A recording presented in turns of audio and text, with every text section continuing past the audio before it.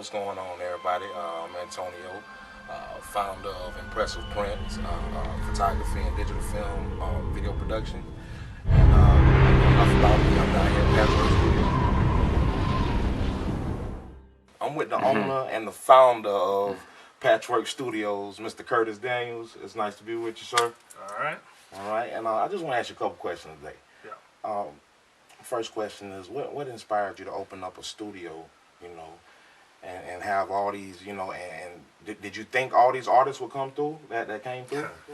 So the studio, I got one other partner, me and Mike Wilson own the studio. We've been owning the studio now for, I think this is our third year. Okay. I've been running the studio since '95. So originally, he owned the studio. So me and Bob, we grew up together. Kindergarten, elementary, junior high, high school.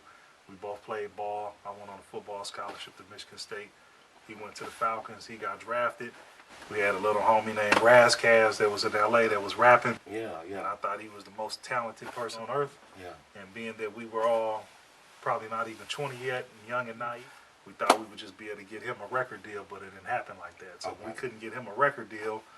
We were still young and dumb and naive, so we figured we'd start our own record label. Okay. So originally in '93, Patchwerk started off as a record label. Razkaz was our first artist, and we ended up getting him a deal with Priority. All right. And then after we did his first album, we kind of saw how costly it was to pay for an album, and we, again, being young, figured, man, we'd just do our own studio. Okay. And so we did a studio, and heck no, I didn't think it was going to be like this. Oh, man. This second reincarnation, we started in an old house up the street. Okay. And it was probably like about 2,200 square feet. We had one room. The stuff label was upstairs. But I always tell people it was a blessing to start like that because it let us practice before we invited all these A-list clients into our house. Oh, yeah. Yeah, so this place, we moved down here and we had to draw it, we had to build it, we had to get all the gear. And it's beautiful too, man. Yeah. So that's kind of how we got started. And then, hopefully, the inspiration is music. I just like I always tell people, man, I grew up, my mom's name is Mahalia. Yeah. So, you already know it's music in the house. Yeah. So, they from Louisiana. Everything we did always just had music. Whether you get up in the morning to your alarm clock, brushing your teeth, taking a shower, eating breakfast, coming home from school, riding in the car, just always loved music. Okay. So I don't have any musical talent. I always tell people I'm the last fan. Yeah, I'm the last fan. Oh man, that's all right, man. So how long have you had this now? Since '93, you say, right? Yeah. So we started our record label in '93 in LA, and then I graduated from college in '95. All right. So that summer, our first session was A.K.A. We worked on Elevators. Elevators. And then from A.K.A. we did Goody Mob. We actually shot. If you ever video. Yeah. All the studio shots were at our old studio with Goody Mob. Oh, all so right. we went Outkast, we went Goody Mob, we went Society of Soul, Esperanza. We was all with the organized noise thing, and that's kind of what gave us our credibility. Because at that time, like in 90, 93, 4, 5, 96, if you thought of Atlanta, you had some organized noise. So when we worked on that first project and it sold about 4 or 5 million records, people would open up the CD to see where they worked at, and we did a lot of work at our studio, so that's what kind of got us in the game. How many millions of records have you sold, sir? I don't even tell you, man. We probably have. I would think that I never counted them. I would think we probably have over 125, maybe 150 different projects that have gone gold and platinum. Okay. We got a lot of plaques on the wall, but they charge us like $300 per plaque, so we don't have everything. Oh, yeah. So they don't give them to us. So we kind of loaded them up so it looks good, but we probably got about another 40 or 50 that we worked on that we hadn't even purchased. Okay, all right. And I got a last question for you, sir. What advice do you give a young black man, that's coming up in this business and he's very hungry and he want to work, but he don't have a his studio is, or wherever his location is messed up there. What advice do you give him to keep thriving and keep going? And just push all the crap to the side and just stay focused. I always tell people, so here, one of the interesting things here is that we always employ, younger people. Yes, sir. In my opinion, I go after people that are in college. I go after people that never worked anywhere else. Yes, sir. And we try to give them things so that they can be successful. Okay. And so one of the things I'm big on is I just tell people just don't let anybody crush your dreams. My parents just celebrated their 44th anniversary this Saturday. Okay. And I just always remember my mom, she just always whatever it was, she would just be like, you can do it. Yeah. But not, let alone did she not say you can do it, but she was like, you just got to work harder than everybody. Yeah. So it's like, if you want to play basketball, you can do it. They put a goal up in the backyard, but you need to practice. You want to play baseball, you can do it. They put a little thing so I can throw the ball. Football or whatever. So all these people, whatever it is, if it's your dream, it's your vision. And then you got the vision, you got the want, you got the desire, now you got to put the work behind it. Yeah. And then, you know, just don't let nobody tell you otherwise. So you hear that, young man? We got to grind. Don't let nobody tell us nothing, man. It's with us. We do what we do. Yeah, and then you know, like I just like it's like you really, I tell people like you really got to go after it. Like it's kind of like you know, like if you halfway throwing a rock, you always feel like you can throw it further, and you're gonna keep doing it till you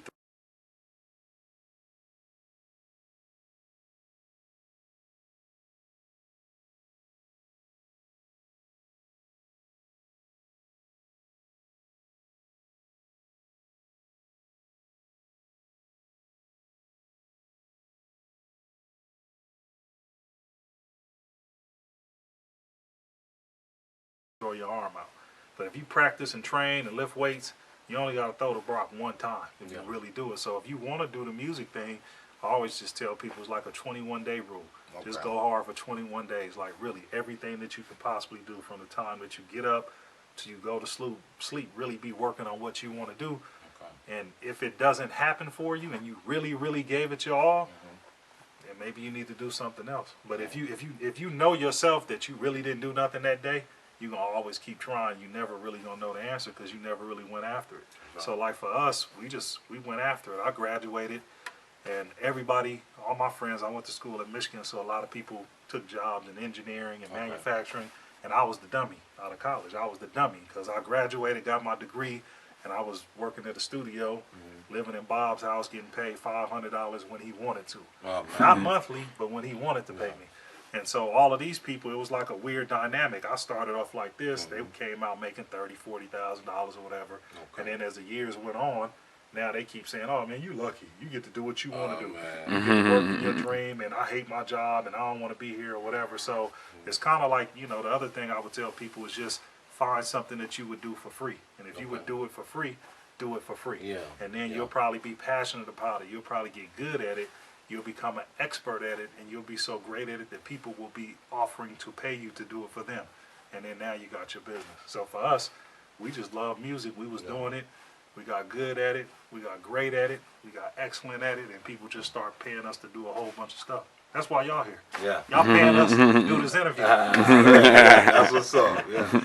But there you have it. You know what I'm saying? Once again, the great Mr. Curtis Daniels, and it was all good, sir. It was a pleasure. Yes, sir. All right.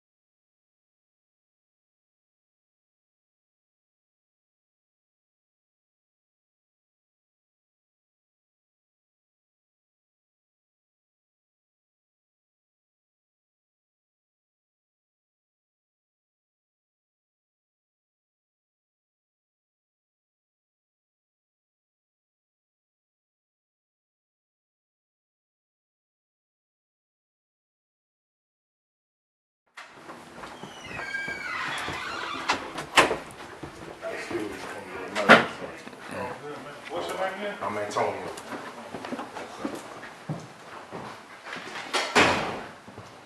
Talking about back here? Yes, sir.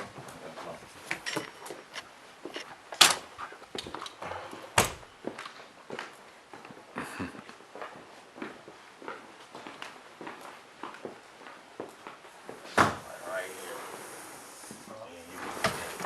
Huh? I say, me and you can do our thing like right here. Okay. You want me Okay. to grab another stool? Yes, or- sir. You'll grab another stool? Yes, sir.